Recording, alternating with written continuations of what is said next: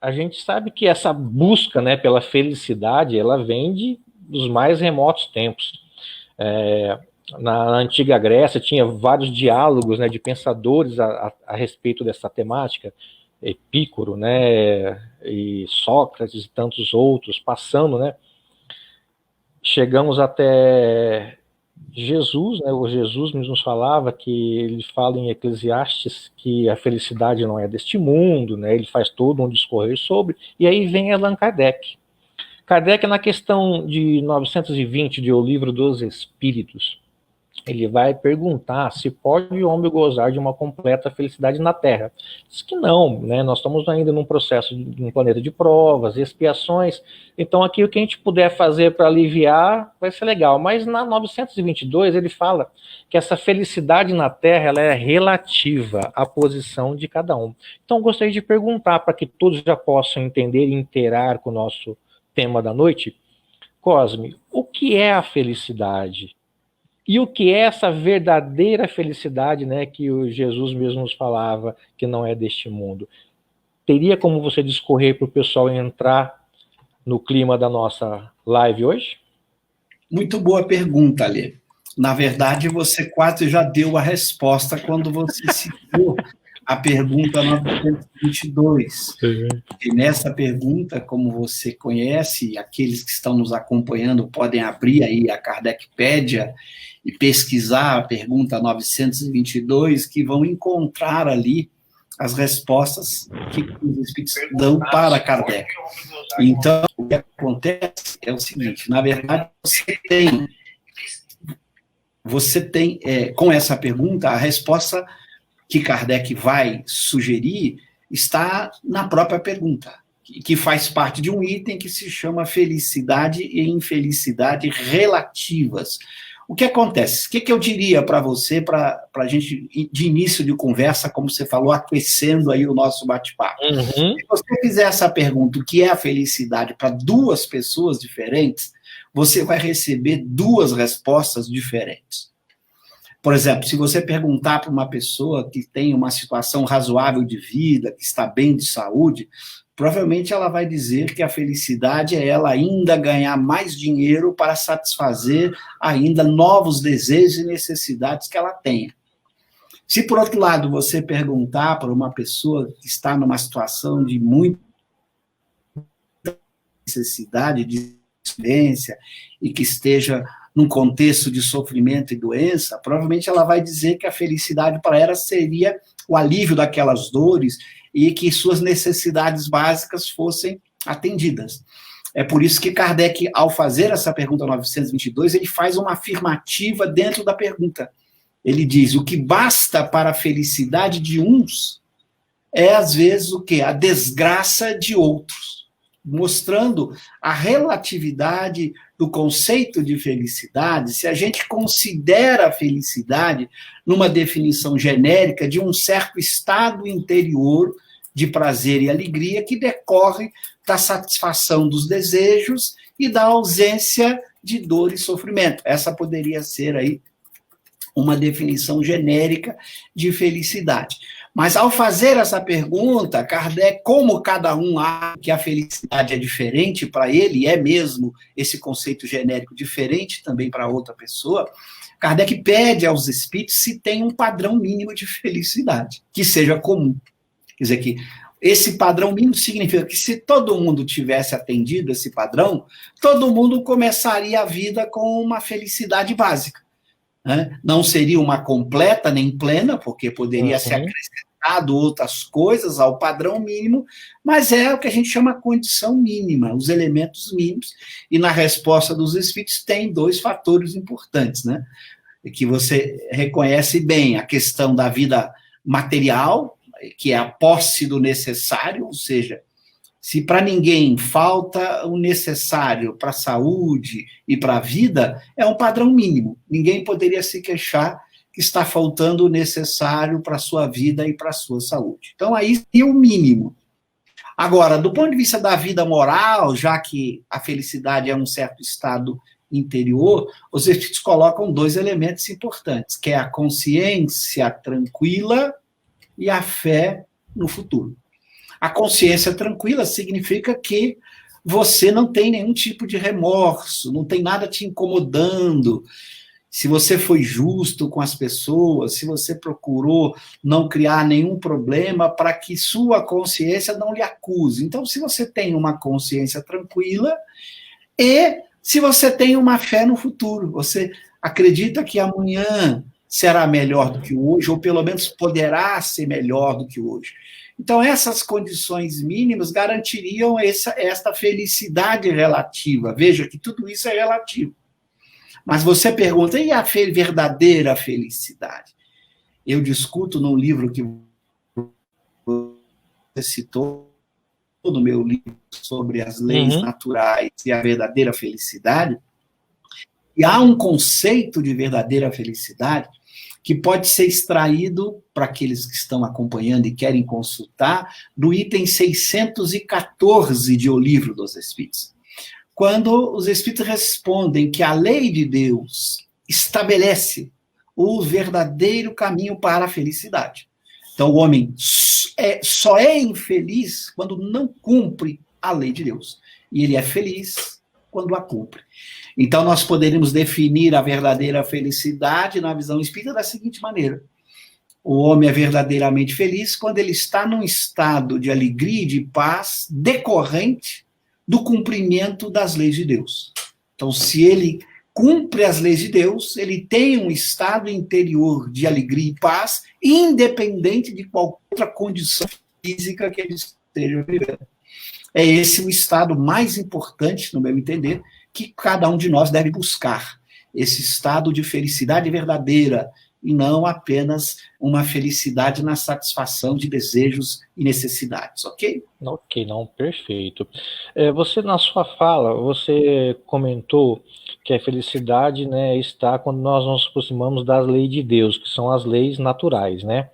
Para o pessoal que está perguntando lá, fale um pouco da relação da felicidade com as leis naturais. Mas antes, eu ia te pedir, o que são essas leis naturais? Porque muitos podem falar assim, se a felicidade está atrelada a seguir essas leis de uma maneira equilibrada, tá? Segui-las, então, mas o que é? E o que são essas leis? Muitos no chat podem perguntar. Você poderia discorrer alguma coisa sobre isso? Sim, sim. É muito importante a pergunta. As leis naturais podem ser definidas de duas maneiras. De uma maneira direta, simples e, ao mesmo tempo, mais metafísica, se para a gente usar uma expressão filosófica, é dizer que as leis naturais são as leis de Deus, ok? São aquelas leis formuladas por Deus e que regulam o universo. Então, essa caracterização ela é razoável para aquele que aceita Deus, que acredita em Deus, e que consegue, de alguma maneira, refletir sobre Deus e seus atributos. De uma outra maneira, mais para aquele que satisfaz com as exigências da razão, que gosta de argumentar, de questionar, se pode definir as leis naturais como as leis que a razão é capaz de conhecer, ou que o espírito humano é capaz de conhecer, observando como a natureza funciona. Seja a natureza moral, material que o envolve, seja a natureza humana. Então, se ele observa como funciona a natureza, fora dele ou dentro dele, e procura entender quais as leis que regulam o funcionamento da natureza, a sua razão consegue compreender e estabelecer leis naturais. É assim, por exemplo, que os físicos procedem. Eles observam os fenômenos físicos e tentam, a partir daí, com o uso da razão e da experiência, formular leis que explicariam, que regulariam os fenômenos físicos. A mesma coisa os químicos, os biólogos, e faremos a mesma coisa do ponto de vista moral, como espíritas. Observar como o espírito vive, seja na Terra, ou seja no mundo espiritual, e a partir desta observação, usando da razão, estabelecer as leis que regulam esta forma de vida. Daí as leis. Ou seja, ou você usa a razão, observa a natureza para estabelecer as leis, ou você procura estudar as leis de Deus, que são apresentadas nas grandes revelações. Em especial, se você observar o Livro dos Espíritos, Kardec apresenta as 10 leis morais, que têm uma vinculação com os 10 mandamentos, ao mesmo tempo com as máximas propostas por Jesus. Então, as máximas propostas por Jesus, aquilo que também está presente, alguns desses pensamentos também nos 10 mandamentos, constituiriam um conjunto de revelações sobre as leis de Deus. Então, ou você estuda essas leis, essas revelações, ou você procura obtê-las observando como a natureza humana e espiritual funciona. Kardec, então, faz isso. Ele vai chegar a morais ou naturais, não extraindo dos livros sagrados essas leis. Ele não fez esse caminho. Ele foi observando como os espíritos vivem, seja na Terra ou seja fora da Terra, o que lhe gera felicidade ou infelicidade, e como eles devem comportar-se para ser mais feliz. Kardec pôde, então, junto com os espíritos, apresentar as 10 leis naturais ou morais que regulam a vida do espírito. Então, Kardec procedeu com o uso da razão, observando os fatos acerca de como é a natureza do espírito, aquilo que regula o seu comportamento, a sua conduta, ok? Ok.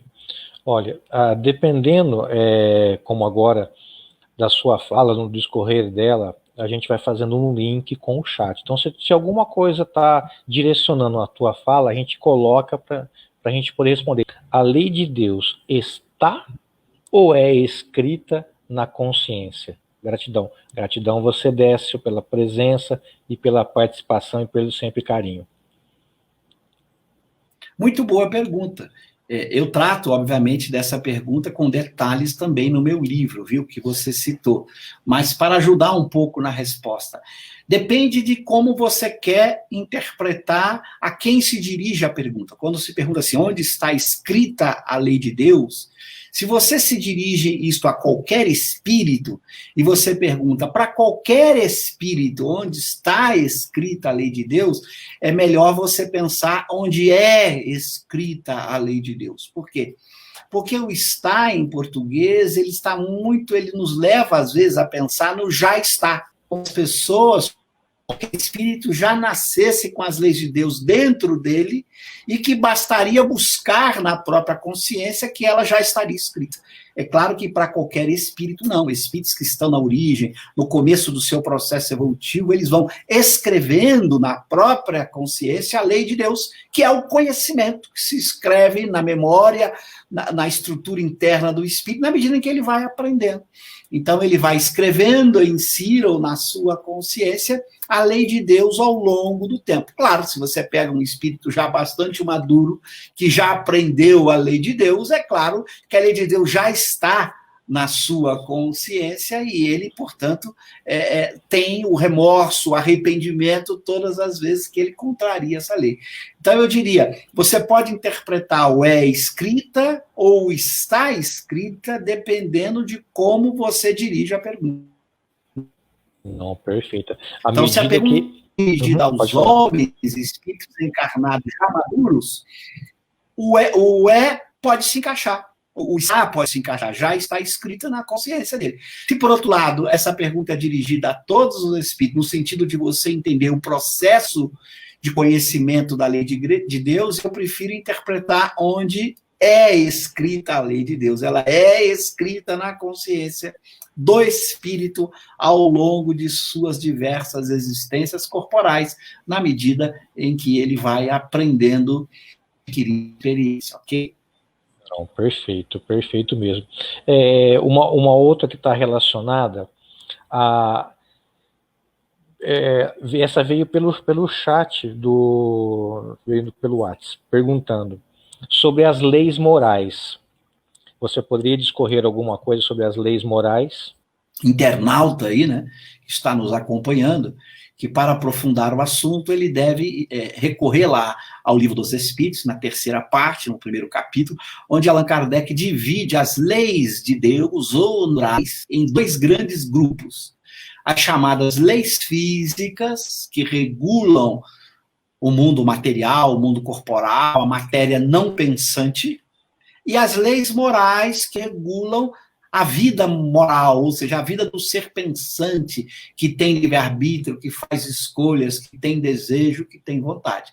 Então, as leis morais regulariam a vida do homem como ser pensante, enquanto ser pensante, seus desejos, sentimentos, ações, condutas, e as leis físicas regulariam as relações da matéria bruta. Então, ambas são leis naturais. Então, as leis morais seriam um subconjunto, para quem é matemático, do conjunto das leis naturais, ou uma parte das leis naturais, e eu diria até a parte mais importante durante a vida no mundo de provas e expiações, porque é mais importante você conhecer o que regula a vida da alma do que você conhecer o que regula a vida da matéria. Eu estou dizendo o mais importante, não estou dispensando a importância de conhecer as leis que regulam a matéria. Estou dizendo que é mais importante. Então, se o indivíduo não tem oportunidade de adquirir ciências, estudar as leis do mundo corporal, por falta de recursos, ou porque não tem desejo nem vocação, que ele não descuide das leis morais. Porque são essas leis morais que vão permitir a sua felicidade futura ou a sua infelicidade. Por isso, elas são muito mais importantes, as próprias leis chamadas físicas ou materiais, ok? Ok, perfeito. Seguindo ainda no chat, a Antônia Nascimento, ela faz uma pergunta muito... Seguindo esta lógica, então a felicidade só existe no plano espiritual? Claro que não. Veja, as leis de Deus não regulam somente a vida espiritual, mas também a vida corporal. Por isso que eu disse que a verdadeira felicidade consiste no homem cumprir as leis naturais, todas elas, as que regulam a vida do corpo e as que regulam a vida da alma. Então, você pode ter uma felicidade relativa possível na Terra quando você vive ambas. Por isso é importante a vivência de ambas. Por exemplo, você não pode desrespeitar aquilo que as ciências do mundo lhe oferecem como garantia de sua saúde, da harmonia do seu corpo, para evitar doenças, para evitar uma série de problemas. Você não pode desprezar a ciência econômica, as diversas outras ciências que lhe ajudam a ter uma vida social mais equilibrada, mais feliz. Então, as leis de Deus regulam tudo isso. Então, a felicidade já começa aqui, quando você vive essas leis naturais como um todo, não apenas as leis morais, mas também as leis que a ciência lhe permite conhecer. Então, por isso que a definição da verdadeira felicidade não se dá apenas pelas leis morais, mas também pelas leis naturais como um todo, não apenas aquelas que regulam a vida do espírito. Por outro lado, veja, aqui na Terra, você sempre terá momentos de dificuldades, de dor e sofrimento.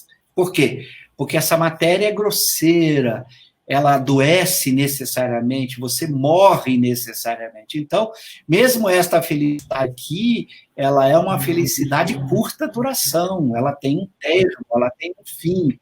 Por isso a importância de se preparar não só para ser feliz aqui, é mais importante se preparar para ser feliz após a morte do corpo, onde também você poderá passar muito mais tempo do que aqui. Se você fizer bom uso das leis naturais na Terra, você poderá demorar muito mais tempo para ocupar corpos materiais, e você poderá ficar muito mais tempo no mundo espiritual, porque você aprendeu já bastante aqui, você teria que esperar que o planeta te desse uma outra oportunidade, ou que você precisasse de uma outra oportunidade. Isso pode significar mais tempo do lado de lá. Não significa necessariamente mais tempo, mas pode significar mais tempo. Se você vai ter que viver mais tempo lá, é melhor você estar se preparando para ser mais feliz lá. É comum a gente encontrar espíritos que vivem 80 anos aqui e milhares de anos na vida espiritual. Se ele se preocupou só com a felicidade aqui, ele pode ter tido uma felicidade relativa aqui por 80 anos. E depois? Ele vai passar 1000 anos? De que jeito? Não, daí a importância das leis morais que regulam a vida do espírito, seja na Terra, seja no mundo espiritual, ok? Perfeito. Sempre Cosme, sempre sendo Cosme. O Gilberto também tem uma pergunta interessantíssima também relacionada à tua fala inicial.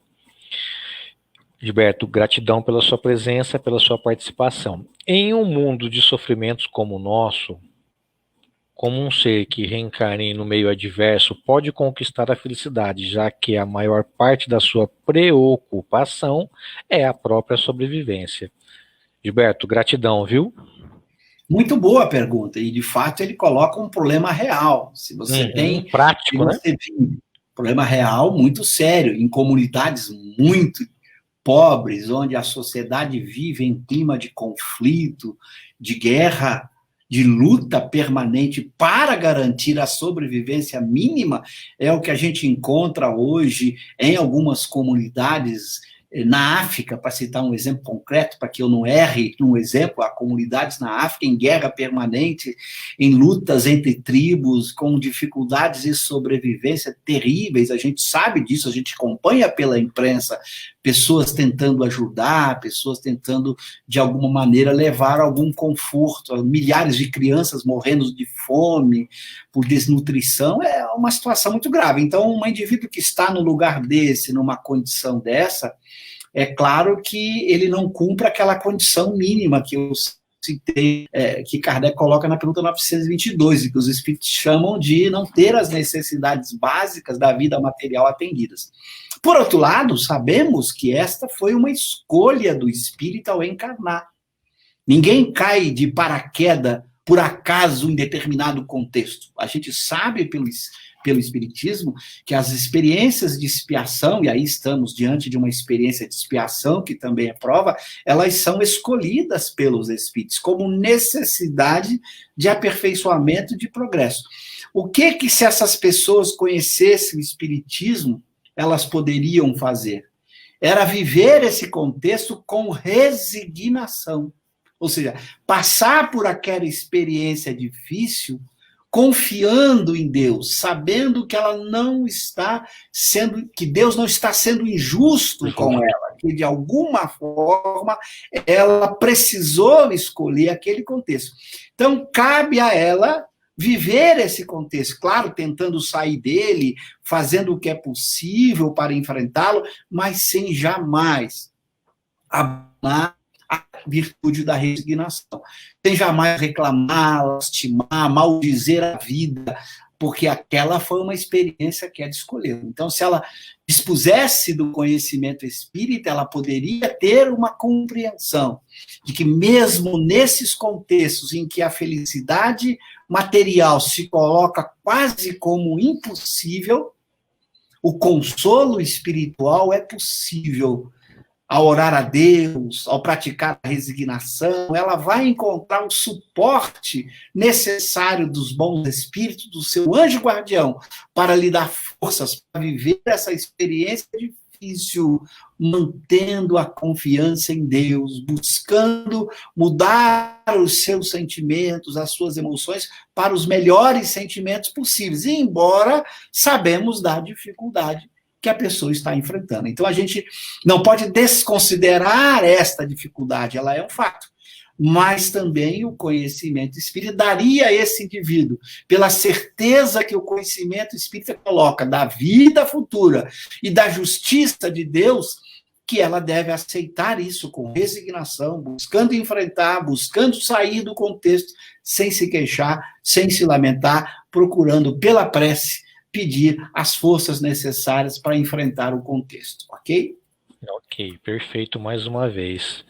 Lá, até a Teofana, ela concorda, perfeita lá, perfeito.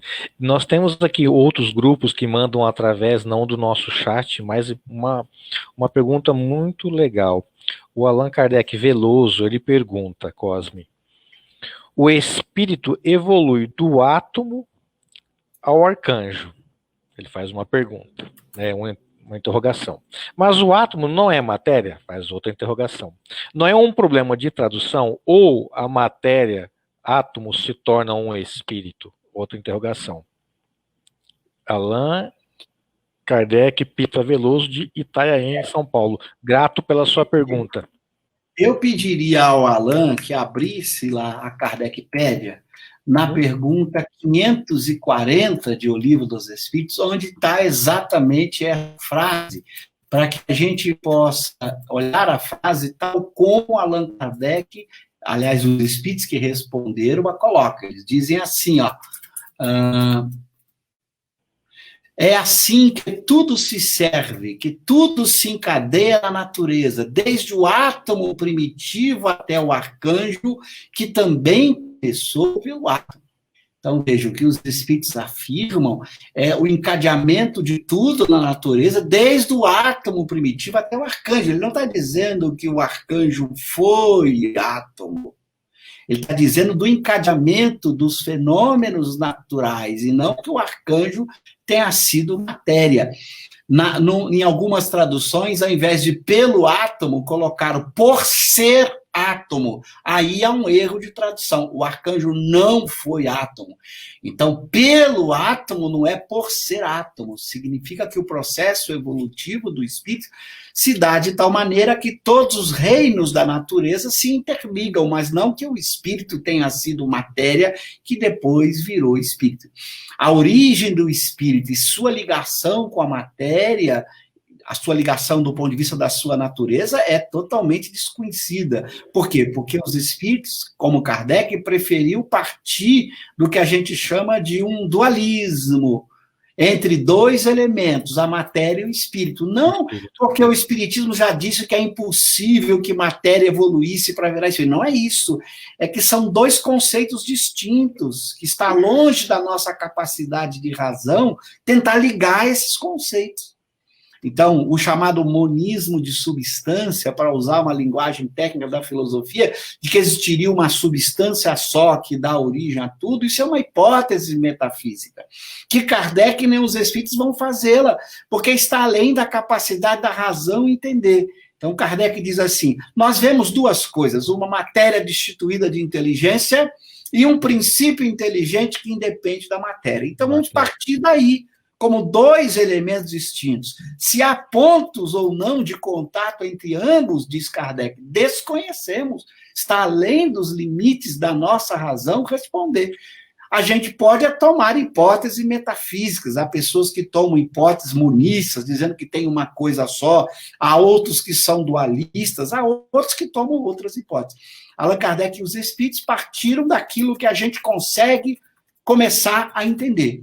Existe, como ele diz, matéria que não pensa, alma que pensa. Vamos tomar esses dois como sendo distintos e começamos a estudá-los a partir daí. Se antes disso ambos eram uma coisa só, isso é uma hipótese metafísica, uma especulação que a gente não pode fazer sem correr o risco de estar apenas indo além dos limites da razão. Eu prefiro, como Kardec teve também um bom senso, de não ir além desses limites. Essas questões de origem e princípio chegam no momento em que a razão humana não consegue responder. Então, não trate dessas questões, não perca tempo com essas questões. Os espíritos recomendam, tem algo mais importante que toca mais de perto para nós mesmos. Veja na questão 14 de O Livro dos Espíritos. Há coisas que nos tocam mais de perto, a começar por nós mesmos. É mais útil resolver os nossos problemas morais do que tentar penetrar no que é impenetrável. Então, resumindo, esta frase aí que o nosso internauta levanta, ela está corretamente colocada pelos espíritos, e desta frase não se permite inferir que o arcanjo foi átomo. Se permite inferir um processo de encadeamento evolutivo do universo que vai do átomo ao arcanjo. Mas de que maneira esse encadeamento se dá, a gente ainda está longe de poder compreendê-lo com a nossa razão limitada, ok? Não.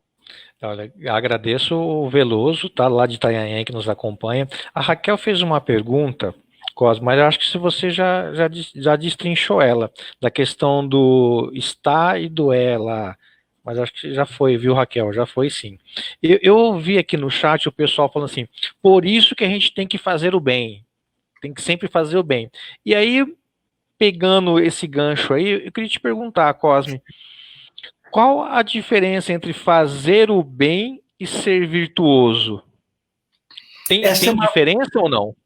Diferença fundamental. Aliás, é essa diferença que a gente precisa compreender e praticar, porque muitas vezes, por não compreendermos nem praticarmos essa diferença, a gente se decepciona após a morte. A gente chega do lado de lá, achando que está muito avançado espiritualmente, e a gente perde a ilusão e reconhece que ainda não avançou muito. Por quê? Porque fazer o bem é cumprir a lei de Deus. Mas a gente pode fazer o que está de acordo com a lei por vários motivos diferentes. E às vezes esses motivos é que nos denunciam. Por exemplo, eu posso tratar bem você, Ale, se eu estou interessado em ganhar alguma coisa de você, ou se eu dependo de você de alguma maneira. Aquele doce lá ou não? Exatamente. Você, eu vejo que eu posso ganhar algo, aí eu sou agradável com você. Eu ajo bem com você, eu cumpro a lei de Deus com você. Mas se você pisar na bola comigo, eu já deixarei de cumprir. Ou seja, se eu faço o bem motivado por interesses, pensando no que eu vou ganhar, ou no que eu vou ou que eu não vou perder, ou que se eu vou para o céu, ou se eu vou para o inferno, eu estou fazendo o bem. É melhor isso do que fazer o mal. Eu sempre digo, é melhor sempre fazer o bem do que fazer o mal. Mas esse fazer o bem motivado pelo interesse é uma condição somente necessária, mas ela não é uma condição suficiente para o salto evolutivo. Para que eu possa dar o salto evolutivo, eu preciso fazer o bem desinteressadamente. Fazer o bem desinteressadamente é o que caracteriza o que se chama virtude. A virtude é mais que o bem, é o bem desinteressado. Aí você pergunta, mas por que é preciso ser virtuoso?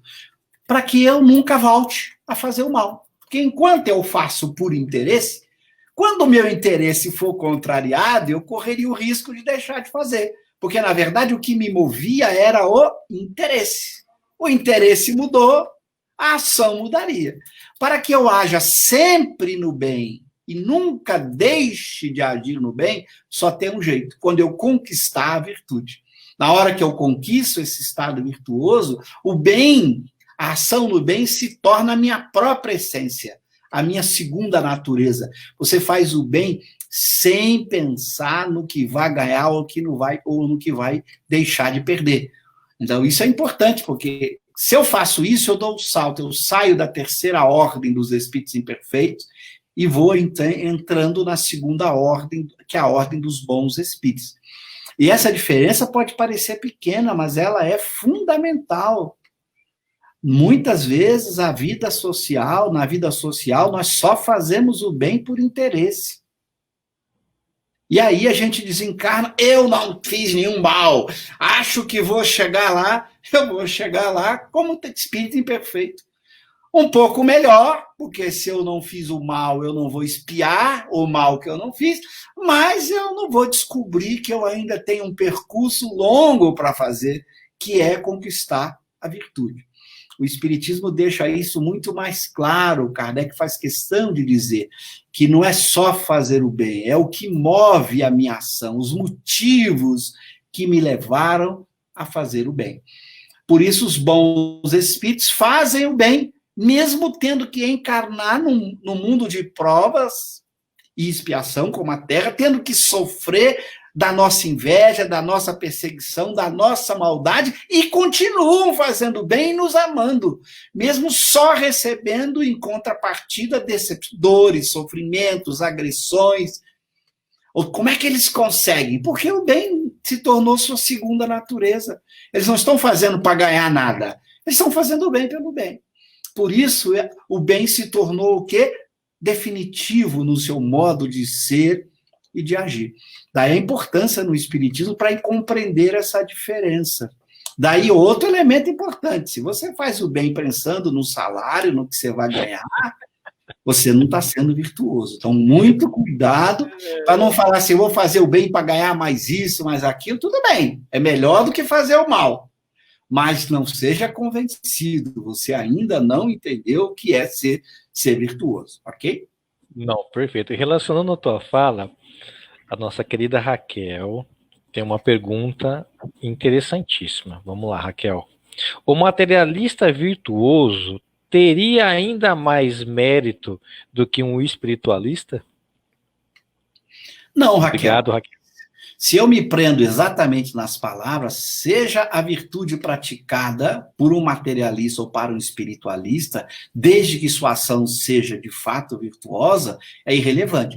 Porque não foi a crença que o motivo de sua virtude. Se fosse, não seria virtude.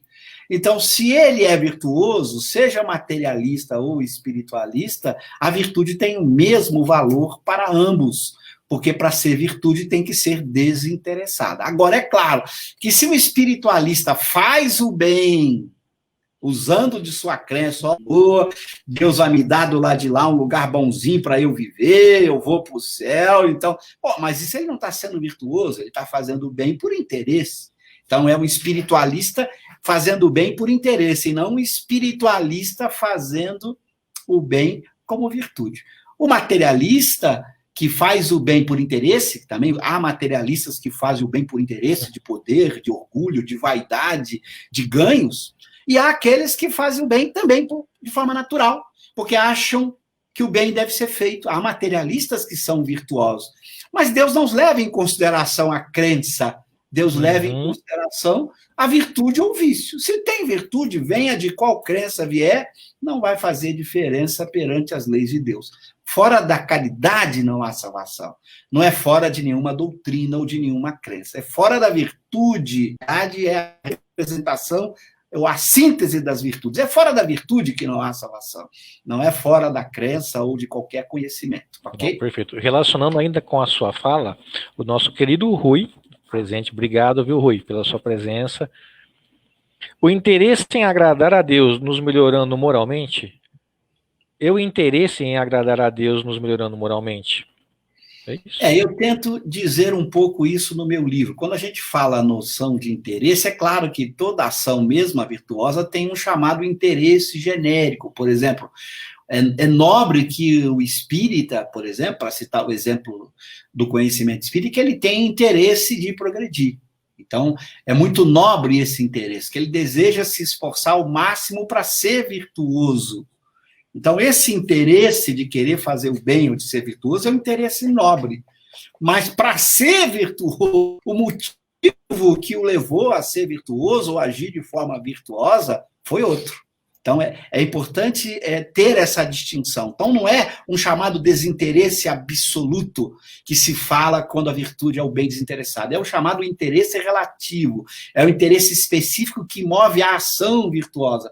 Porque toda ação, por ter fins e meios, isso caracteriza uma ação, toda ação tem um fim a ser alcançado e um meio a ser utilizado, você tem o interesse genérico de que os meios sejam alcançados a partir pelo fim. Então, não é essa noção de interesse genérico que está presente em qualquer ação.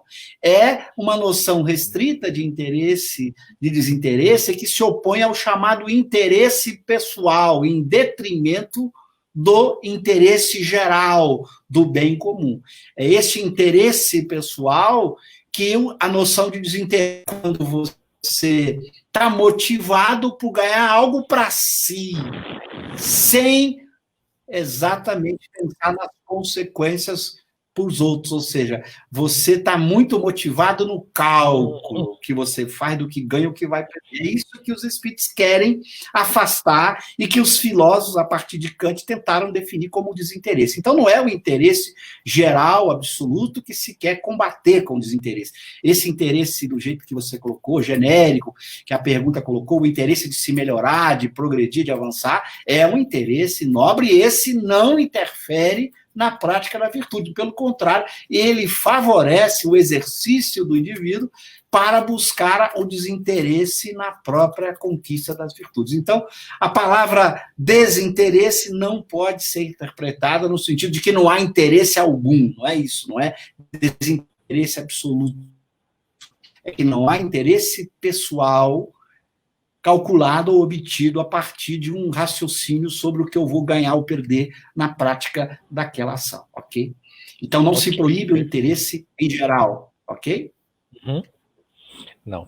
Lembrando que, viu, o Cosme aqui, ele está falando da questão 14, 920, 922, né, 621 e tudo mais. Para quem quiser acompanhar, basta entrar aí no navegador www.kardecpedia.com.br, lá você vai ter todas essas questões. Ou também agora tem na versão app. Você pode ir lá no App Store ou lá no Google Store, lá, que você vai ter esse aplicativo que você pode consultar na hora. Então, você pode acompanhar muito bem a live e ir checando as questões. Que nem agora eu vou colocar uma pergunta do nosso querido Fábio Fadel, de São Paulo, meu grande irmão e amigo. Cosme, os espíritos na questão, olha lá, pode pegar o app lá e já colocar, ó, 798, disseram para Kardec que o espiritismo se tornaria uma crença geral e que marcaria uma nova história da humanidade. Qual o seu pensamento sobre esta afirmação? Obrigado, Fábio, por tudo. Eu acho que a afirmação é absolutamente correta, por uma razão muito simples. A verdade um dia se tornará geral e universal. A proposta espírita se baseia, na verdade, acerca de como é o espírito, sua natureza, seu destino, etc. Essas verdades que constituem o espiritismo, por serem verdades, são universais e um dia será do conhecimento de todos.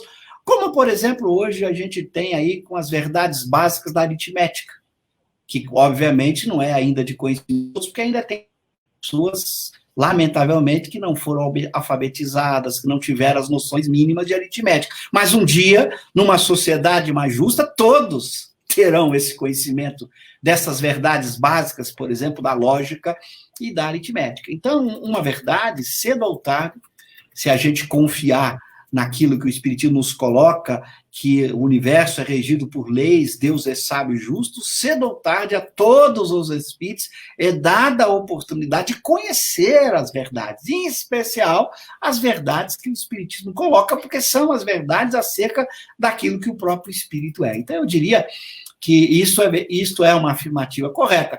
O que a gente não pode é, a partir daí, imaginar que isso vai acontecer daqui a 50 anos, 100 anos, 500 anos. Não dá para a gente prever quando isso acontecerá. Veja, mesmo hoje, como eu citei o exemplo da aritmética básica, eu tenho uma quantidade enorme de pessoas que ainda não adquiriram esse tipo de conhecimento, ok? Então, pode ser que demore muito tempo para que o conhecimento espírita se torne uma crença geral em todo o planeta, mas vai acontecer, porque é o conhecimento de uma lei natural. Cedo ou tarde, os homens são levados a estudar e conhecer as leis naturais, ok? Não, perfeito. Fábio, espero que tenha atendido a sua pergunta. Nós temos uma pergunta aqui, o quase passou em branco, agora que eu vi ela, do William Lopes, sobre a questão da felicidade. Se a consciência tranquila traz a felicidade e depende do conhecimento evolutivo das leis divinas que vai sendo escrita, então, espíritos que sabem menos seriam mais felizes em sua ignorância? Ou seja, quanto mais sabemos, mais difícil ser feliz? A quem muito foi dado, muito será cobrado. Acho que é isso que o William quer falar. Obrigado, viu, William? Obrigado, William. Muito boa a pergunta do William. É só lembrar o seguinte: as crianças, por exemplo, do ponto de vista delas, são mais felizes com as poucas necessidades que às vezes têm, quando elas estão curtindo os seus brinquedos e as suas brincadeiras, quando você compara, às vezes, com um adulto que vive com tensões, ansiedades, preocupações de sobrevivência que a criança, às vezes, ainda não está vivendo. Quando Kardec pergunta sobre, por exemplo, aqueles que viveriam no estado de natureza, que era uma visão bem antiga, lá clássica, de viver uma vida mais próxima da vida natural, sem criação de ciência e tecnologia, buscando apenas aqueles prazeres mais simples, os espíritos respondem, bom, é a felicidade do bruto. Então, do ponto de vista da pessoa, pode ser que se ache um pouco mais feliz. Mas como ela é um ser que deve progredir e aprender em todas as dimensões da vida, ela vai descobrindo, como as crianças acabam descobrindo quando vão amadurecendo, que outras felicidades se tornam para ela um desejo de conquista, ela quer alcançar estágios cada vez mais avançados de felicidade, até atingir o estado pleno de felicidade, que seria alcançado no estado de espírito puro ou perfeito. Claro, então, que para responder o William aqui, do ponto de vista dessas pessoas, é claro que elas provavelmente se sintam muito mais felizes. A gente, de vez em quando, não tem vontade de dizer, puxa, lá quando criança eu era feliz e não sabia. Sim. Bem, a gente até pode dizer isso. Mas como o espírito não foi feito para ter uma felicidade tão pequena, ele foi feito para ter uma felicidade plena, muito maior, um estado de espírito puro, de conhecer a verdade, de não ter paixões, etc. Mas mesmo essa criança, mesmo esse indivíduo nesse estado, ele tem momentos de frustração, olha lá. Ele tem momentos que seus desejos não são atendidos, o que mostra que ele não está no estado pleno. Ele parece estar mais feliz, mas ele sai rapidamente desse estado que parecia ser uma imobilidade na felicidade, ou uma felicidade plena, e ele vai descobrindo todo dia momentos de frustração, desejos não atendidos, paixões que surgem. Ou seja, não é bem assim. O espírito pode julgar que é mais feliz no começo, mas na medida em que ele vai aprendendo, ele vai descobrindo níveis de felicidade cada vez mais intensos e profundos, mais grandiosos, e isso leva constantemente ao progresso. O progresso é inerente à sua natureza. Apenas só poderia ser alcançada, ou só poderá ser alcançada nesse estado de espírito puro. Até lá, nós vamos ficar querendo aumentar a nossa felicidade ainda. Não, perfeito, Cosme. Nós falamos, né, você falou sobre a questão da felicidade, da questão da moral, da virtude, né, de ser virtuoso, né, não só fazer o bem. Qual que é o papel, Cosme, da ação moral nessa construção da verdadeira felicidade? Como que é esse processo, essa construção? Muito bom, Ale. Veja, o que acontece conosco, espíritos imperfeitos, né?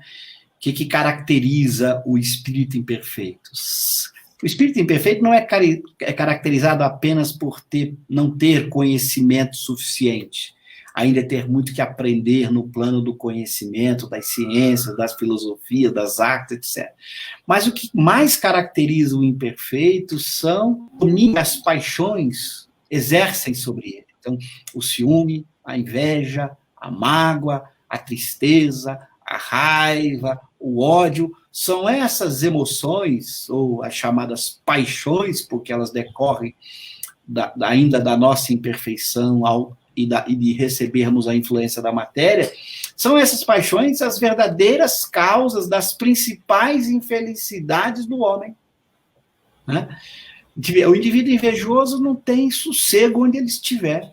Onde estiver, ele é incomodado por uma notícia, ele é incomodado pela presença de uma pessoa que está numa situação melhor, ele se incomoda com o bem alheio onde ele estiver. O indivíduo ciumento, ele carrega o ciúme com ele o tempo todo. A raiva, o ódio, todas essas emoções ruins, os principais motivos de intranquilidade, de falta de paz, de tristeza, e tudo mais associado a essas paixões. Então, qual é o papel da ação moral? E das leis morais? As leis morais nos fornecem orientações de como eu posso agir diariamente para dominar e vencer essas paixões. Esse é um grande papel. Como é que eu combato a inveja? Como as leis morais podem me ajudar a combater a inveja, a vencer a inveja, a deixar de ser invejoso. E como a ação moral, para ser virtuosa, e qualquer ação virtuosa é hábito, aí eu vou ter que praticar essas leis morais que me ajudam a combater essas emoções diariamente, constantemente, até que elas vão se tornar um hábito. Imagina, para pegar um exemplo de talvez uma das piores paixões humanas, isso que até os clássicos, né? Os clássicos costumavam colocar a inveja como pecado capital. Os clássicos da religião, os grandes teólogos, pensadores religiosos, a inveja como um pecado capital, dada a gravidade dela. Até filme aí existe sobre os 7 pecados capitais. Verdade. Que a inveja ela causa não só para o indivíduo que a possui um estado triste de infelicidade, como ela leva o indivíduo a ações terríveis, ações contrárias à lei de Deus. Ele agride, ele ofende, ele denigre, às vezes ele faz maldades com outras pessoas, dado esse estado em que ele se encontra. Quantas pessoas rebaixam outras, prejudicam outras, atrapalham a vida dos outros por pura inveja. Não é porque as pessoas lhe fizeram algum mal, ela não está dando troco por um mal que ela recebeu. O bem do outro lhe incomoda tanto que ela quer que ele deixe de ter aquele bem, que ele deixe de se sentir bem, que ele deixe de ser a pessoa de sucesso que ele é. Então, veja, o objetivo, então, do conhecimento dessas leis morais é que norteiam ações diárias de como eu devo proceder para combater esses sentimentos. Por isso, a visão espírita de moral é uma visão de uma moral prática, que me ajuda no dia a dia. Por isso a importância de estudar as leis morais que Kardec apresenta, de mergulhar no Evangelho segundo o Espiritismo, onde exemplos mais práticos são colocados, para que você possa traçar estratégias diárias de realização do bem que se opõem a essas paixões ruins. Então, aí veja esse trabalho, viu, Alê? De formiguinha, em que dia a dia você vai praticando uma lei moral, porque a prática dessa ou daquela lei moral leva você a combater a inveja. Por exemplo, você vai deixar de falar mal de alguém? É fácil falar, mas quando aquela pessoa é motivo de sua inveja, a sua língua coça, sua vontade de aumenta. Aí é hora de usar uma lei moral para dizer para você mesmo: cale-se, não julgueis, respeite o outro. Não se meta na vida alheia. Então você vai praticando isso todo dia. Não é fácil praticar. A gente sabe, todo mundo sabe. Cada um sabe onde o calo dói, né? No pé, né? E aí percebe a dificuldade de enfrentar cada um dessas paixões. Então eu diria que esta é a principal, deveria ser o objetivo da nossa vida na Terra. Usar do conhecimento das leis naturais para botar em prática uma série de ações morais contrárias a esses vícios morais, a essas paixões ruins, ok? Eu sempre falo, Cosme, que você brigar com o próximo, né, com um terceiro, é muito simples. Você pode bater, apanhar algum pouco, beleza. Agora, você olhar no espelho e brigar com você mesmo é muito difícil. É um exercício diário muito difícil. Para citar um exemplo concreto, olha aí, você é uma pessoa que está fazendo um belíssimo trabalho de divulgação do espiritismo pelo seu canal, pelo Facebook, etc. O que aconteceria com o invejoso? Assistiria e começaria só a botar defeito no que você faz, que é o típico do invejoso. Ele começa a botar defeito em tudo que vê. Tudo que vê, ele bota problema. Tudo que vê, ele questiona. Tudo que vê, ele só vê o mal. Porque está incomodando o sucesso do outro. O cara está incomodando. Aí começa, mas o Alê não fala bem, o Alê não sei. Peraí, o Alê não é perfeito? Acorda! Veja as coisas maravilhosas, as coisas boas, o resultado. Não, mas o invejoso não consegue ver, como naquela metáfora, ele não vê o lírio crescendo num cadáver. Ele só vê o cadáver e o odor do cadáver. Ele é incapaz de ver as coisas boas que estão nascendo ou que estão sendo produzidas. Então, essa é uma característica do invejoso. Não é só esta, mas essa é uma delas. Não. E aí, isso é difícil, porque ele não consegue segurar a boquinha. Alguém vem falar pro invejoso: olha, assisti lá o Alê, o canal dele, foi ótimo. Aí o invejoso: mas... Você já viu? Ih, caramba, ele está incomodado, o sucesso do Alê está incomodando. Então, eu peguei esse exemplo porque é um exemplo real.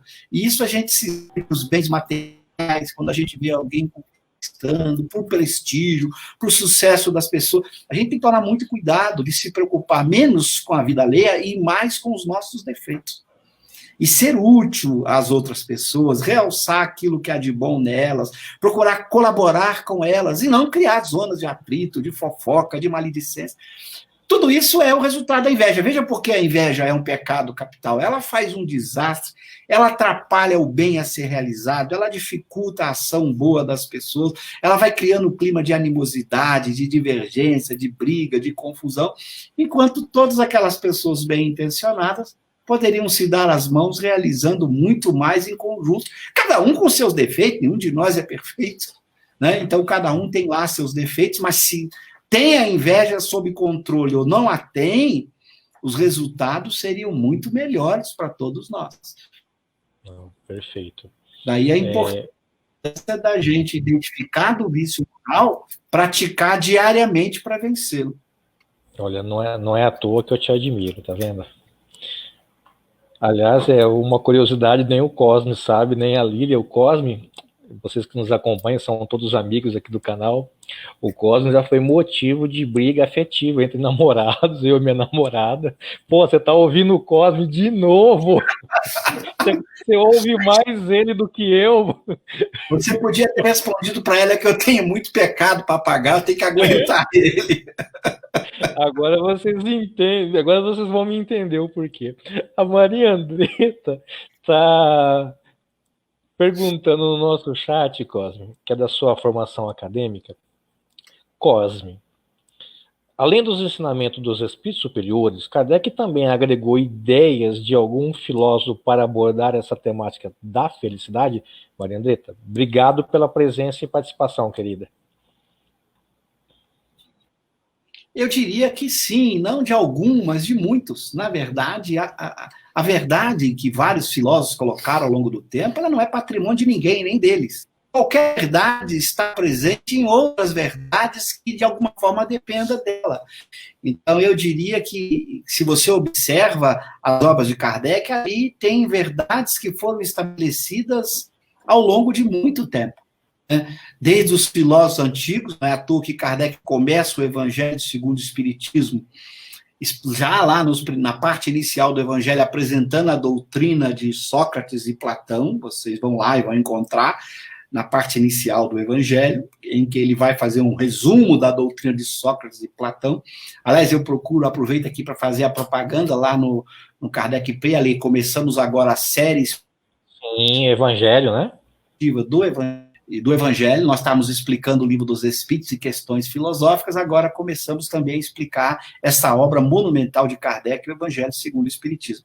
Aliás, há questões, o Livro dos Espíritos, em que os Espíritos chegam a citar a importância de estudar os filósofos, pensadores antigos, porque há neles fundo de verdade.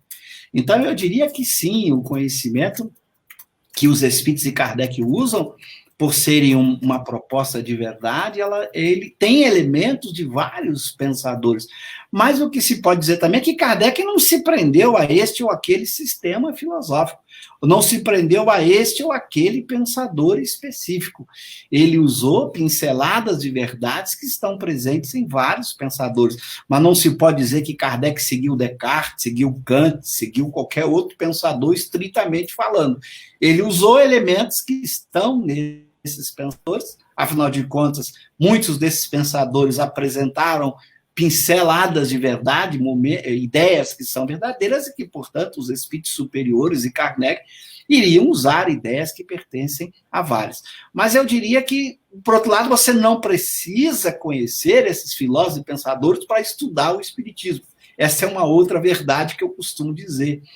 Para estudar os princípios fundamentais, entender as leis morais e botá-las em prática, não precisa de nenhuma base psicológica, filosófica ou qualquer outra. Basta ter a vontade de aprender e o desejo sincero de botar em prática. Eu sempre falo, e a gente ouve muito aqui no movimento espírita, que a pessoa ela precisa ter uma formação acadêmica em determinada área para compreender melhor o espiritismo, pegando que é o seu final da fala. Isso é correto, Cosme? Para compreender os princípios fundamentais, aquilo que é necessário para o seu progresso moral, eu diria que não há necessidade nenhuma, nem de ciência, nem de filosofia. Mas, por outro lado, quem compreende, quem tem formação filosófica, científica, consegue aprofundar mais o texto. Eu costumo fazer a seguinte metáfora. A obra kardeciana e dos Espíritos, que Kardec e os Espíritos produziram juntos, aí essa monumental obra de 23 volumes, eu costumo fazer uma metáfora com um grande terreno cheio de riquezas e pedras preciosas. Para aquele que tem poucas ferramentas de estudo, é como a pessoa que mergulhasse nesse terreno para buscar pedras preciosas e riqueza apenas com as mãos. Como o terreno é muito rico e as pedras preciosas e riquezas estão até na superfície, a pessoa consegue recolher muitas pedras preciosas e riquezas com as próprias mãos, ou seja, com poucos recursos. Mas é claro, se além das mãos você usa escavadeiras, furadoras automáticas, sei lá, furadeiras automáticas, mecanismos de penetração no solo, no terreno, você vai conseguir extrair muitas outras riquezas que não estavam apenas na superfície. Ou seja, esses conhecimentos lhes são úteis para aprofundar o pensamento, mas não são necessários para que você conquiste aquelas riquezas fundamentais que já estão na superfície e que são suficientes para a sua transformação moral. Você não vai precisar, para a sua transformação moral, de ir além daquilo que você consegue com um pouco recurso. Mas, é claro, isso não significa que você não possa aprofundar com os conhecimentos que possui. Então, é importante separar essas duas dimensões, viu, Ale?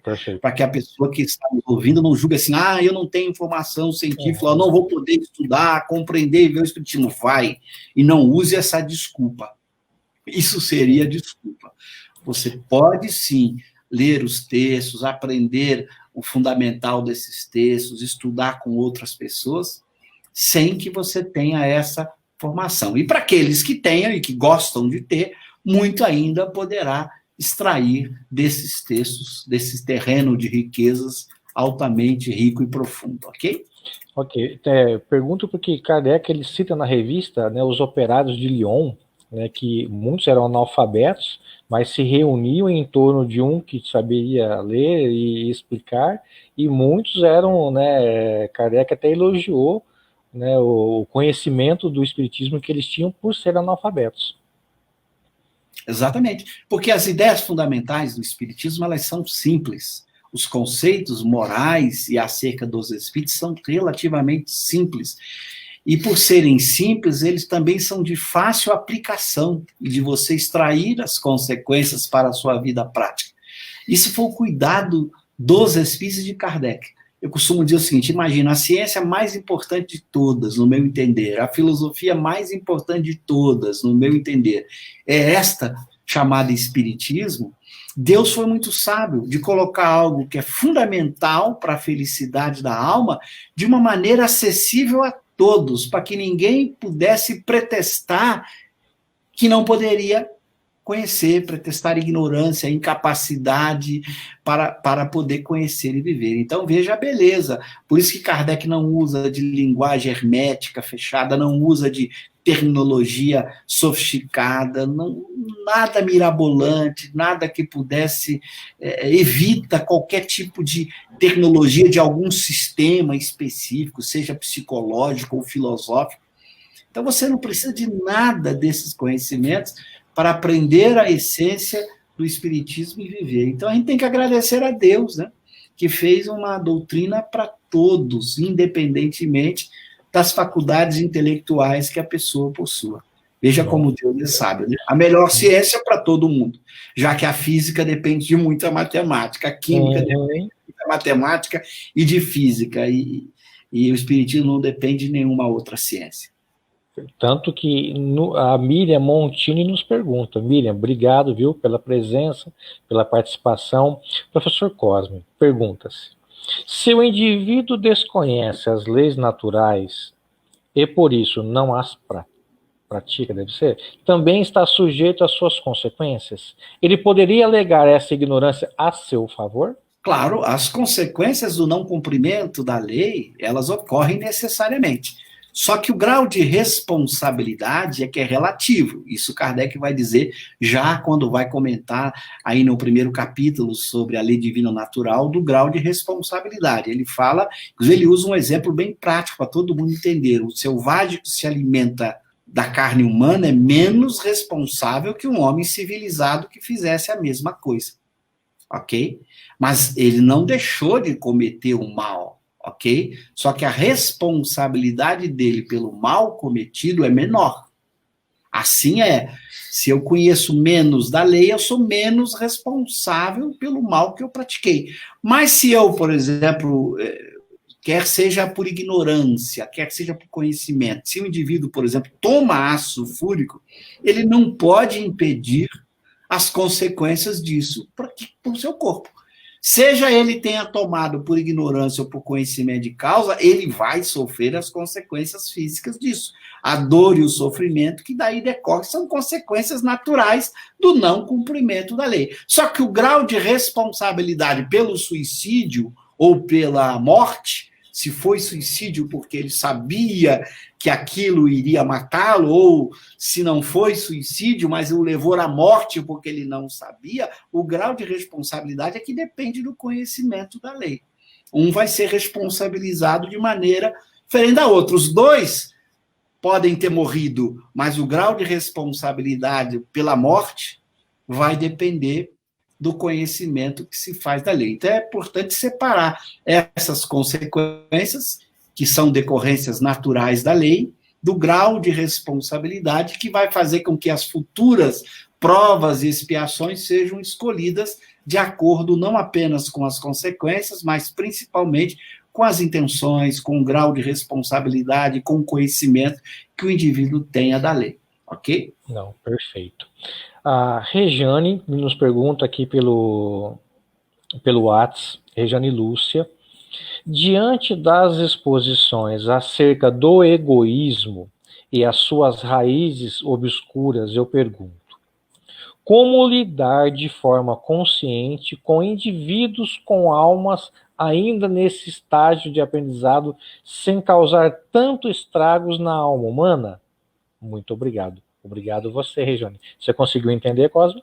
Entendi. Eu diria que, primeiro, a gente tem que se preocupar mais em como lidar com o nosso próprio egoísmo. Esse é o primeiro ponto. Porque o nosso próprio egoísmo é mais fácil da gente identificar, conhecer e tomar as medidas necessárias para enfrentá-lo. Eu sempre digo, muitas vezes a gente está muito preocupado em lidar com o comportamento alheio. Isso é fato, não estou desconsiderando a pergunta que foi feita. É fato que nós temos que lidar com as pessoas, que nós temos que nos relacionar com as pessoas, e que a gente tem que saber como lidar com elas e como relacionar com elas. Mas eu diria que, em primeiro lugar, a gente precisa lidar com os próprios vícios. Porque muitas vezes, ao lidar com as pessoas, nós botamos para fora os nossos vícios. Então, às vezes, eu não sei lidar com o egoísmo dos outros porque eu não sei lidar com o próprio egoísmo. E isso se reflete na minha conduta para com o outro. Então, eu diria que a gente tem que refletir muito em como a gente enfrenta, primeiramente, as próprias imperfeições, como eu ajo para enfrentá-las. Até porque esse esforço de enfrentamento das próprias imperfeições vão me ajudar a ter mais clareza de como traçar estratégias para ajudar os outros a lidar com os próprios defeitos, que é o nosso papel. Eu não posso impedir o outro de ser o que ele é, eu não posso julgar o outro de ser o que ele é, eu posso ajudá-lo a ser o que é, a não ser o que é, se aquilo que ele é eu vejo que é algo ruim. Eu posso até ajudá-lo a sair daquele estado. Mas eu só vou conseguir ter isso se eu souber enfrentar o estado equivalente em mim mesmo. Porque se eu não sei lidar com o próprio egoísmo, dois bicudos não se beijam, como diz o ditado popular. Né? Eu terei grande dificuldade de lidar com o egoísta, porque eu também sou. Ele só pensa nele, eu só penso em mim. Tu imagina que confusão que não dá na discussão. Eu sou invejoso, vou lidar com o invejoso, eu sou ciumento, vou lidar com outro ciumento. Eu tenho mágoa, raiva, vou lidar com o outro que se magoa e tem raiva. é muito mais difícil. Então, eu apenas aproveito a pergunta aí para dizer que não é fácil realmente lidar com as imperfeições alheias, principalmente porque a gente ainda não aprendeu a lidar com as próprias. Não, perfeito.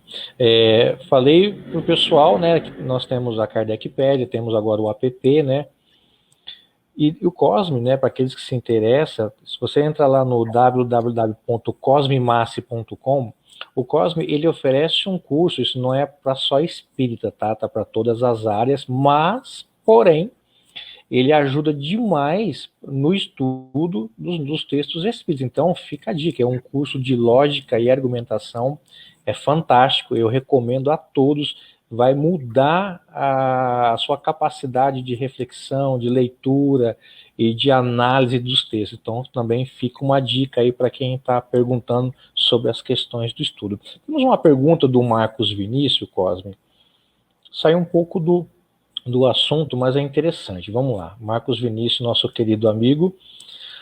Para muitos, comparar Kardec com outros autores é fazer o bem e propagar o espiritismo. Porém, para outros é falta de caridade? Acho que ele está perguntando, falta de caridade?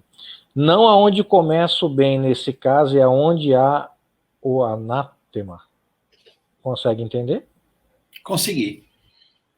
Muito boa questão. Eu diria que na obra de Kardec nós temos respostas para perguntas parecidas. O que a gente tem que perceber quando pretende fazer alguma comparação são as intenções que nos movem. Queremos fazer isso com que objetivo? Apenas de denegrir o outro autor? Ou a pessoa que adota aquela crença?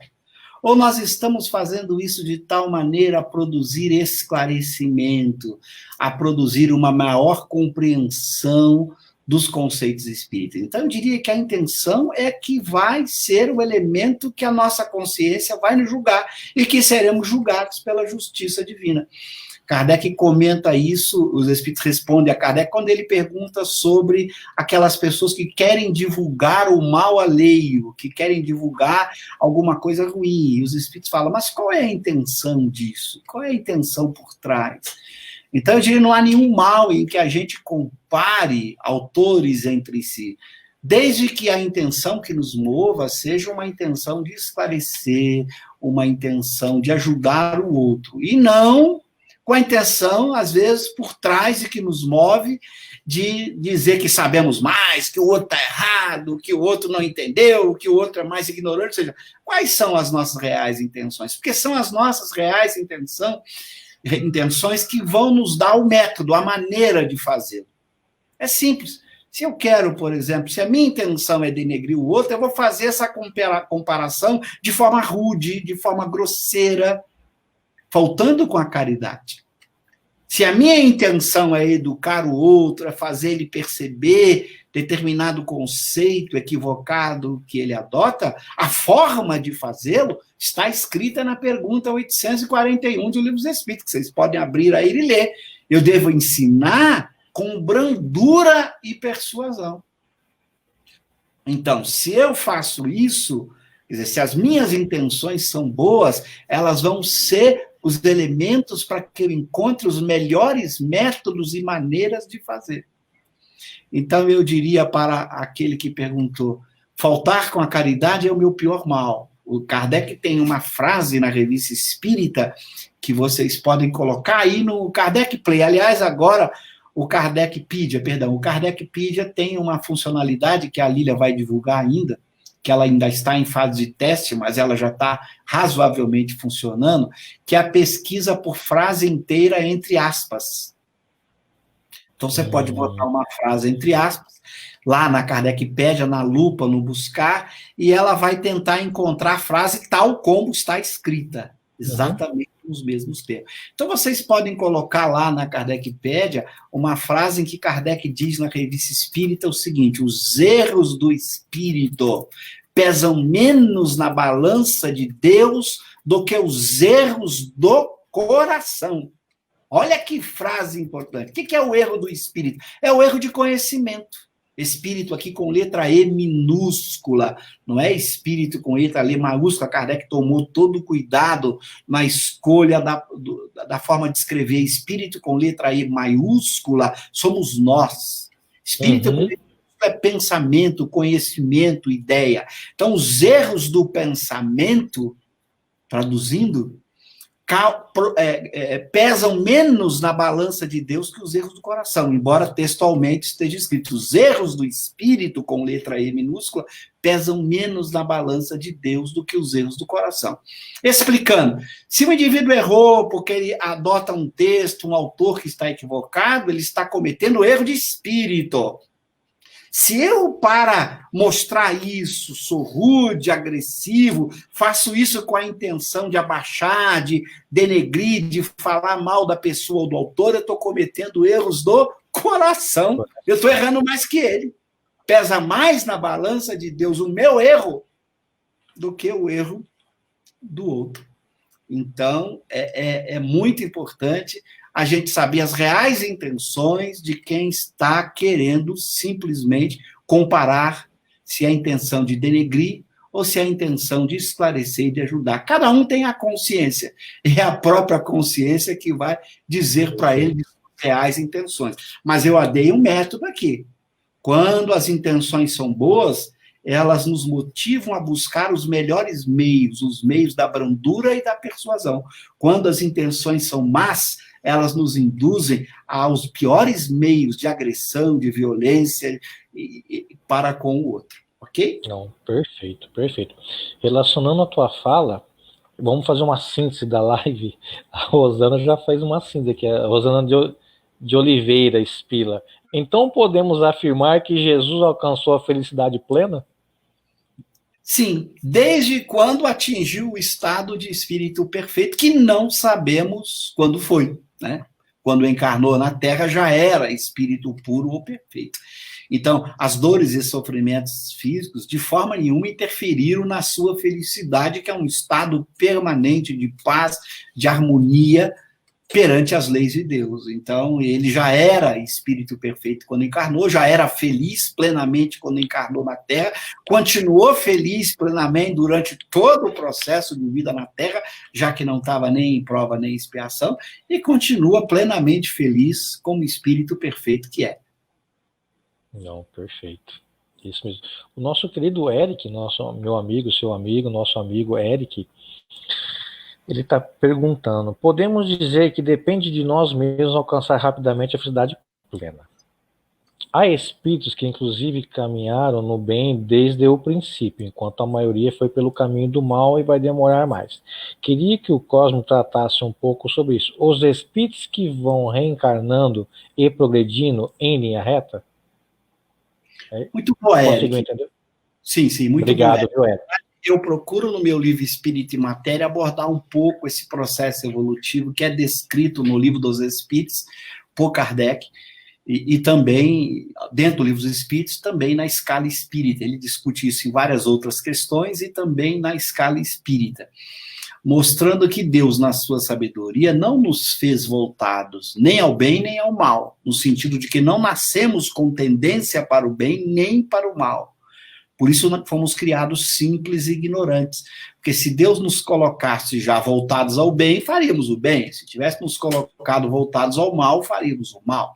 Quer dizer, o desejo do bem ou do mal é uma conquista do espírito ao longo do seu processo evolutivo, desde o momento em que ele foi criado simples e ignorante. E é ele que vai, pelas experiências adquiridas, fazendo suas escolhas de viver o bem e desejar o bem, ou de desejar o mal e viver o mal. E muitas vezes essas escolhas flutuam nos dois tipos de desejo. Ele tem ora desejo do bem, ora desejo do mal. É o que constitui o espírito que construiu em si essa categoria de espírito imperfeito, que não é a categoria original criada por Deus. A categoria original foi simples e ignorante. A categoria de imperfeito, que Kardec coloca, ou a ordem dos imperfeitos, que ele coloca na escala espírita, foi uma construção do espírito a partir do seu processo evolutivo, das decisões de seu livre-arbítrio. à medida em que ele foi aprendendo a fazer escolha, o seu livre-arbítrio foi desenvolvendo, ele fez escolhas equivocadas que o levaram para a terceira ordem. O que o Érico lembra é que, se tem estes que fizeram escolhas do mal em algum momento, tem aqueles outros que só fizeram escolhas no bem, seriam esses espíritos que progrediram mais rapidamente, porque não passam pela terceira ordem, vão de simples ignorante para a segunda ordem e depois para a primeira. Esses certamente alcançarão a felicidade plena muito mais rápido do que a gente que escolheu um atalho que não é atalho. É aquela coisa quando o sujeito está dirigindo e você está acompanhando. Eu já vivi algumas dessas aí nas viagens, que o cara, vamos pegar um atalho. Bom, o atalho era muito mais longo do que o caminho original. Então, é verdade. Já deve ter vivido eu sei de um atalho. Fala, pelo amor de Deus, vamos ver que atalho é esse. A gente falou assim, eu vou ir por aqui, significou fazer o mal. Aí passa por expiação. As expiações podem ser muito longas, dependendo da gravidade do mal praticado. Para dar um exemplo aí para os ouvintes, imagina se você tira a vida propositalmente de um inocente. Olha a expiação. Quanto tempo de expiação? Imagina que esse inocente era um pai de família, cujos filhos dependiam fortemente do seu sustento. Olha o tamanho de problema que eu vou criando, que eu vou ter que expiar e reparar. Isso pode demorar uma vida, 2 vidas, 3 vidas ou mais. Então, toda expiação pode ser prolongada, porque a expiação só é concluída com a reparação do mal praticado. Isso pode demorar. Então, ao invés de eu ir rapidamente, eu vou perdendo tempo em centenas, milhares de vidas, em mundos de provas e expiações, para reparar o mal que eu pratico. Então, eu demoro mais para chegar nesse estado de felicidade plena.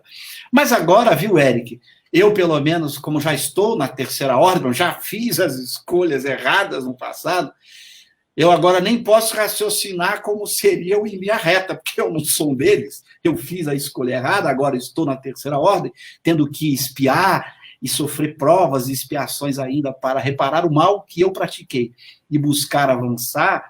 A gente não tem ideia do que seria esse caminho em linha reta. E Kardec não entra no detalhe de que maneira seriam as existências desses espíritos que fizeram essas escolhas, até porque dizer detalhes sobre isso poderia produzir uma satisfação intelectual na gente, mas pouco serviria na nossa vida prática, porque a gente não é um desses, né? É como se a gente tentasse aqui conversar sobre o que é um espírito puro. Isso pouco vai nos servir uma visão geral, mas entrar nos detalhes seria um conhecimento para satisfazer, mas a gente pouco aproveitaria disso. Então, Kardec foi muito mais sábio. É melhor não entrar com os espíritos na especificação da rota que segue o espírito bom, que não passou pela terceira ordem, que seguiu em linha reta, e se prender mais na rota que nos compete seguir, ou seja, orientar mais a gente, espírito imperfeito. E eu costumo dizer que os livros dos Espíritos, as 23 obras de Kardec dos Espíritos, foram escritas para os espíritos imperfeitos, e não para quem está na segunda ordem, ok? Não, ótimo. Pegando a seu gancho, a Lúcia fez uma pergunta relacionada à pergunta do Eric. Um espírito pode ir de um mundo primitivo, ou seja, dar esse salto para a regeneração sem passar por provas e expiações? Muito boa pergunta. Veja, são os mundos das primeiras existências dos espíritos, em que eles vão adquirindo experiência, etc, etc, ok?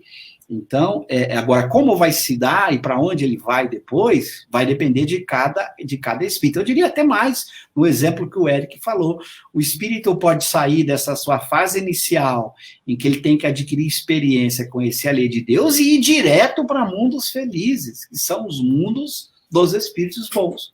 Espíritos bons não habitam mundos de regeneração, eles já deram um salto mais ainda. Eles vão direto para mundos felizes, como está lá na descrição da escala dos mundos que Santo Agostinho apresenta no Evangelho segundo o Espiritismo, no capítulo Há Muitas Moradas na Casa de Meu Pai. Porque os mundos de regeneração ainda há convivência do bem e do mal. O mal ainda está presente, com menor força e menos densidade, o bem é dominante, mas ainda tem a presença do mal. E agora, nos mundos felizes, não. Lá é que é a habitação dos espíritos bons, que só tem desejo do bem. Um só pensamento mal, dizem os espíritos, no mundo destes, já seria uma monstruosa exceção. Então, eu diria que é possível, então, que o espírito saia de mundos iniciais do seu processo evolutivo e dê um salto até para mundos mais avançados, não tendo que passar necessariamente por mundos de expiações e mundos de regeneração, onde o mal ainda pudesse existir. Lembrando, mundos de provas, sim, cuidado. A Terra é um mundo de prova e expiações, é um E lógico. Aliás, aproveitando que você falou do curso de lógica, o E é verdadeiro quando ambas as coisas acontecem. Este é um mundo de prova e expiação. Não é um mundo de prova sem expiação. É um mundo de provas e expiação. Então, é um mundo onde necessariamente estão aqui espíritos, na sua maioria, a não ser missionários que passam por aqui em circunstâncias especiais, estão aqui pessoas, espíritos, que estão expiando o mal que praticou. Então, é um mundo necessariamente preso, que serve de habitação para espíritos imperfeitos. Essa é a nossa habitação. Que os imperfeitos têm desejo do mal e espiam o mal praticado. Então é importante, é prova e expiação, não é prova ou, é prova e. Agora, você poderia ter para os espíritos bons mundos apenas de provas, que seriam diferentes, onde não há expiações. Ok? Perfeito. Olha, reforçando o curso de lógica e argumentação. Gente, é fantástico, vale a pena o investimento para toda a tua vida. Certeza. Cosmo, uma pergunta pelo WhatsApp aqui, o pessoal perguntando. Como então eu vou distinguir o bem do mal? Essa distinção é o papel do conhecimento da lei, que é o papel de você saber o que é a lei natural, que é ela que te dá essa fonte. Por isso que a distinção do bem e do mal faz parte da moral. Ou seja, a moral estabelece o conjunto de leis, chamadas leis morais, que dá a você os elementos para fazer essa distinção. Claro que não é só pelo conhecimento, por isso é também pela experiência. Isso é algo muito importante. Você conhece e experiencia. É por isso que você tem pessoas, às vezes, simples, com poucos recursos intelectuais, mas que têm uma capacidade de fazer distinção entre bem e mal, de te dar inveja. Você fala, mas como? Ela não consegue explicar para você, fazer conceitualmente ou teoricamente a distinção, porque ela sequer dispõe dos termos adequados, mas quando você olha para ela, sua forma de ser, ela sabe o que é honestidade, o que é desonestidade, ela sabe o que é respeitar o outro, o que é cumprir dever, e você fica, meu Deus, eu queria saber como ela. Eu queria ter esse conhecimento intuitivo que se incorporou nela ao longo de diversas existências, para que eu pudesse viver como ela. Então, esse conhecimento se dá tanto por essa capacidade de distinção entre o bem e o mal, se dá tanto por um conhecimento teórico, quanto por um conhecimento prático. E, na verdade, é a conjunção dessas duas formas de conhecimento que leva você a cada vez mais fazer melhores distinções. Por exemplo, o homem virtuoso, ele te dá um exemplo prático, mesmo que ele não fale nada, que não elabore nenhum conceito. Você observe, olha como aquele cara agiu quando foi agredido. Olha como foi a reação dele diante de um invejoso, de um ciumento. Olha como ele reagiu naquele contexto, olha como ele agiu naquele contexto. Então, às vezes, a observação da vida prática é uma fonte muito importante de conhecimento para a sua distinção entre o bem e o mal, ok? Não, perfeito. Mais uma só para a gente poder já ir assim caminhando. Nosso querido Humberto Prado, de Curitiba, grande Humberto, obrigado, viu? Tio Ada mandou um abraço para você. Alguns espíritos poderiam habitar mundos mais felizes. Abrem mão disso para nos ajudar. Eles não têm como maior preocupação a evolução? Obrigado, Humberto. A evolução o desejo de evolução, claro que faz parte da natureza de qualquer espírito que ainda não atingiu a perfeição. Esse interesse ou esse desejo, ele é nobre de querer evoluir para atingir a perfeição. Mas não pode ser esse desejo que o motivou de fato, que deu a ele o motivo para exercer aquilo. Se foi, ele não seria um espírito bom. O verdadeiro motivo foi o amor à humanidade, o amor ao bem, o respeito a Deus, o desejo sincero e verdadeiro de ser útil, de ajudar o outro, de servir ao outro. É isso que motiva o espírito bom.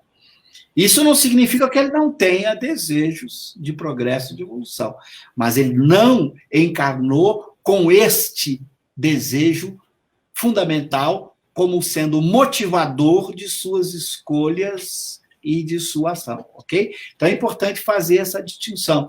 É por isso que, quando uma missão se apresenta, muitos espíritos bons se candidatam, pelo desejo nobre de servir e de ajudar. Então, isso é muito importante a gente entender essa diferença, porque senão a gente acaba só olhando o próprio interesse. Lembra a noção de interesse pessoal, que não pode ser confundida com a noção de interesse geral? Se for o interesse pessoal, eu fico assim, eu tenho chance ali de ganhar mais, de ir para... Não. Eu amo servir a Deus, eu amo cumprir, ajudar. Surgiu uma oportunidade, estou aqui. É isto que move um espírito bom. Senão eles não nos aguentariam, né? Porque você para pensar, será que um anjo guardião está aprendendo comigo alguma coisa? E como é que ele continua me ajudando, me servindo? Ele está aprendendo com isso? Provavelmente não. Ele sabe muito mais do que eu poderia oferecer para ele. Mas o amor a Deus, o cumprimento do dever, o sentimento de fazer o que precisa ser feito é tão forte que ele não pensa nisso, se ele vai aprender ou crescer, o que ele vai ganhar ou perder. Ele não faz parte do seu desejo. Isso é algo curioso. A gente não entende muito como isso é possível, porque a gente não é um desses, né? Para a gente, os nossos desejos são motivados pelo interesse. Então, a gente não consegue... Como é que alguém se apresenta para não ganhar nada? Quer dizer, por isso que lá na questão do Livro dos Espíritos, quando Kardec pergunta qual a marca característica da imperfeição, a resposta é o interesse pessoal. E ele chega a dizer, a resposta dos Espíritos. Os Espíritos dizem, além disso, que quando o desinteresse se apresenta, a gente às vezes não consegue sequer entender, porque parece algo absurdo. Quando alguém verdadeiramente desinteressado se apresenta, a gente desconfia. A gente chega a desconfiar que hajam pessoas verdadeiramente desinteressadas, porque a gente só age por interesse. Então, eu diria, o que move os bons espíritos não é ainda o que nos move, infelizmente. Esse é o primeiro passo que a gente precisa dar, ser movido pelo sentimento de amor ao próximo, pelo dever de seguir Deus, de obedecer à lei de Deus, de ser útil, de servir. Como dizia Jesus, né? Eu não vim no mundo para ser servido, mas para servir. Okay? Perfeito. Aqui nós já vamos caminhando. Pessoal, não sai não, que tem um recadinho no final aí. Nós vamos trazer aí a nossa querida Lilian para esclarecer algumas coisas sobre Kardecpedia, Kardec Books, sobre os cursos. Cosme, a gente faz um bate-bola aqui na resenha no final. Eu falo uma palavra, uma pergunta, e você, em poucas palavras, num 2 toques aí, você faz o seu comentário, ok? E aí nós vamos deixar a prece final para você, já que a Rosana não estava no início para fazer a prece inicial, afinal é sempre a sua, né? Mas não estava aqui como convidado, né? Ok? Então eu vou falar, e você, em 2 toques, você responde. Um fato na sua vida, Cosme. Conhecer Kardec. Perfeito. Deus. O que me toca profundamente e me instiga todos os dias a querer saber mais. Jesus. O maior modelo que a gente tem para todos nós. Allan Kardec. o preferido mestre? O mais claro, simples e profundo. Um desejo. Ser cada dia melhor. Perfeito. Agora nós vamos trazer agora a Lilian. Cosme, eu vou... Ela está aqui do meu lado. Dá um espacinho. Oi, Lilian. Obrigado, viu, por tudo. Sou Lilian, esposa do Cosme, e ela vai dar algumas dicas, muitas perguntas a respeito da Kardecpédia, do Kardec Play, do curso do Cosme, dos livros. Então a Lilian vai estar agora nos orientando da melhor maneira para você poder entrar em contato com eles aí. Boa noite, Lilian. Boa noite, Alê. Boa noite aos amigos, aos internautas. Só o Alê mesmo para fazer eu vir aqui do ladinho. Estou espremida aqui do ladinho do Cosme. Está em boa companhia. Está em boa companhia. Tava bonita a live de vocês. Faz tanto tempo, né, Alê, que era para vocês fazerem, acabou dando certo. E você vê tudo na hora certa. Sim. A quarentena acabou sendo algo positivo, né? Então, as novidades que a gente tem ali é o Kardec Play, agora com o Evangelho, né? O estudo do Evangelho. Então, a gente está no finalzinho, quer dizer, caminhando para a quarta parte do Livro dos Espíritos. Nós começamos aí o trabalho há 2 anos e pouco, 3 anos, né? Então, a gente tem ainda, acho que uns 30 vídeos, né, Cosme? Uns 30 vídeos, mais ou menos, para a gente produzir, e aí a gente começou, tivemos muitos pedidos, né, das pessoas para o estudo do Evangelho. Então, agora a gente começou a fazer esses vídeos, né? Então, remodelamos um pouquinho, quer dizer, com a nossa simplicidade, com o que a gente podia, né? Um pouquinho o estudo, e junto a gente alinhou e trouxe também um aplicativo novo para o Kardec Play, que é um projeto de estudo em vídeos, né? Então, é o Cosme explicando a obra inteira de Kardec. Então, essas são as 2 novidades, né? O aplicativo que as pessoas podem baixar pelo celular e podem também estudar offline. Tem aquele mesmo recurso do YouTube. A gente ainda não conseguiu ser um YouTube, né? Mas o recurso de YouTube de estudar offline. Tinha muita gente, Lília, eu gosto daquele estudo, ou vou fazer uma caminhada, ou estou na fila, né, de um banco, enfim, e eu quero estudar, ou na casa espírita, a internet não é muito boa, então a gente acabou desenvolvendo esse recurso. Então, hoje você pode baixar o vídeo que você quer e estudar offline, parando a qualquer momento, né? Então, essa é a novidade do aplicativo. A Kardecpédia, o Cosme já falou, a gente está tentando melhorar o pesquisador, né? Porque as pessoas pedem para a gente, e assim, gente, tecnologia de aplicativo, quem trabalha com isso sabe, é muito caro. É caro, é demorado, e mais, é uma moçada jovem que, imagina, é obra de Allan Kardec, é um filósofo do século XIX, né? Então, é um montão de conteúdo, e essa moçada não quer trabalhar com isso, eles querem desenvolver aplicativo de jogos, enfim, coisas assim que eles acham mais legal, né? Para a gente achar e para a gente pagar aplicativo, vocês não imaginam como é que funciona essa loucura. Então, a gente vai aos poucos, né? Com o aplicativo agora da Kardecpédia. Então, a gente está tentando melhorar essa tecnologia para entregar, porque hoje a gente tem gente do mundo todo estudando já na Kardecpédia, né? Bom, aí a gente tem o Kardec Blog, que ninguém falou, mas assim, a gente aceita, eu tenho amigos aí que já escreveram para o Kardec.blog, que são textos relacionados à obra de Kardec. A gente não interfere no texto, a gente recebe, avalia. Se está as referências da Kardecpédia e está obra de Kardec, vai e a gente manda para toda a nossa base. A gente deve ter mais de 100 mil pessoas hoje fixa que recebem, tá?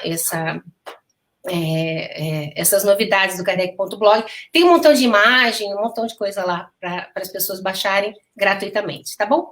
Então, eu acho que são essas as novidades, né? E como você falou do curso de lógica... Isso, o pessoal está perguntando.